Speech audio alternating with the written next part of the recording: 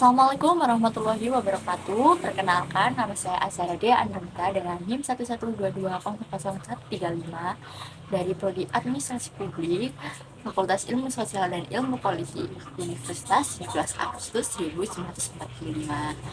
Video ini dibuat untuk memenuhi tugas ujian akhir semester mata kuliah MSDM Sektor Publik oleh dosen pengampu Dr. Andes M. Kendri Widianto, MSI.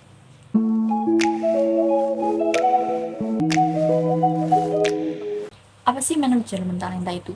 Dalam definisi, manajemen talenta itu adalah suatu proses untuk memastikan bahwa dalam suatu organisasi harus memiliki orang-orang bertalenta yang mereka butuhkan untuk mencapai tujuan-tujuan organisasi.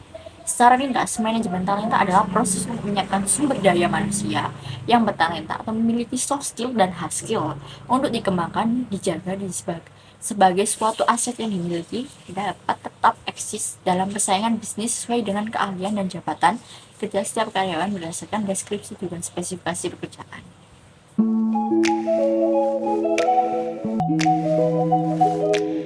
Ada tujuan manajemen talenta. Saya ambil dari menurut Smilensky 2008 halaman 73.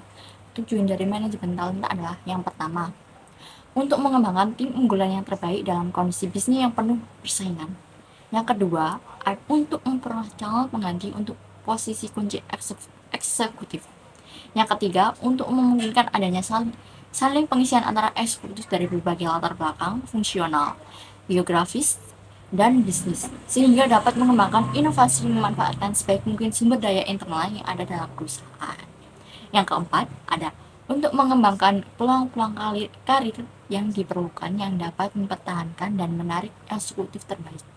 Yang kelima, yaitu untuk membangun budaya mampu mendorong eksekutif terbaik menunjukkan kinerja di puncak potensial.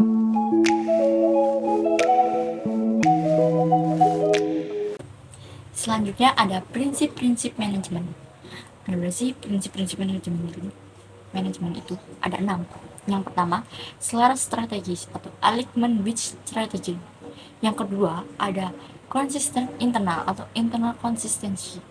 Yang ketiga, ada penguat budaya atau cultural embeddedness. Yang keempat, ada keterlibatan manajemen atau management involvement. Yang kelima, keseimbangan antara kebutuhan global dan lokal atau disebut dengan balance between global and local needs.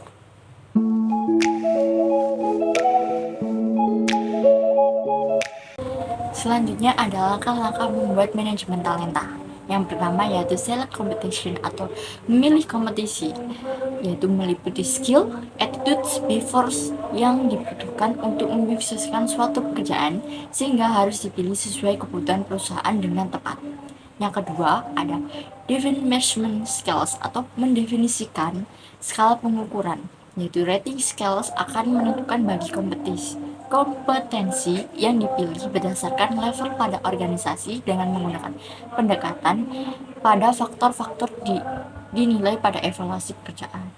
Yang ketiga ada default structure interview outlet atau menggunakan skala pengukuran kompetisi atau recruiter mengembangkan dan membuat daftar list pertanyaan langsung dengan yang berhubungan dengan pekerjaan.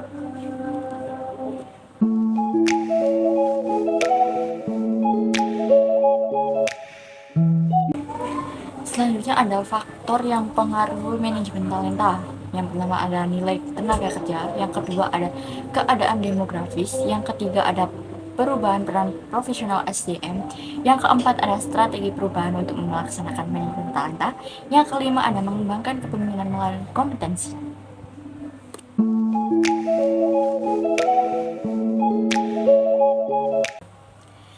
Selain faktor yang mempengaruhi, ada juga faktor ketidakefektifan manajemen talenta. Yang pertama yaitu kurangnya keterlibatan kepemimpinan. Yang kedua, tidak ada hubungan yang jelas antara strategi bisnis dan strategi manajemen bakat. Yang ketiga, budaya yang tidak mendukung inisiatif talenta. Yang keempat ada tidak memiliki kerangka. Yang kelima, kurangnya pendekatan terpadu. Yang keenam, kurangnya transparansi dan tolok ukur untuk menilai hasil dari inisiatif manajemen talenta. Selesai sudah pemaparan materi tentang manajemen talenta dari saya. Kurang lebihnya mohon maaf. Wassalamualaikum warahmatullahi wabarakatuh. Terima kasih.